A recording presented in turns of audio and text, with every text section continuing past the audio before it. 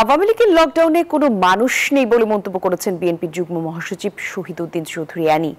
বলেন, এআই দিয়ে কিছু ছবি তৈরি করে তারা লকডাউন পালন করছে। দুপুরে লক্ষ্মীপুরের সদর উপজেলার চরশাহী ইউনিয়নের কলেজ মাঠে জনতা ডিগ্রি কলেজের নবীন বরণ অনুষ্ঠানে সব কথা বলেছেন তিনি।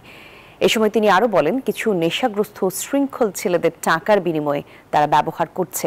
অ্যানি বলেন, শেখ হাসিনা বলেছিল যারা বাসে আগুন দিবে তাদের আগুনে ফেলে দিবে। এখন তিনি নেই, শেখ হাসিনা পালিয়ে গেছেন, কিন্তু এই জেনারেশন পালায়নি বলেও মন্তব্য করেন তিনি। এরাই আগামী দিনের বাংলাদেশকে নেতৃত্ব দেবে। এ সময় কলেজ অধ্যক্ষ, শিক্ষক মণ্ডলী, শিক্ষার্থী সহ স্থানীয় বিএনপি জামায়াতের নেতারা উপস্থিত ছিলেন সেখানে।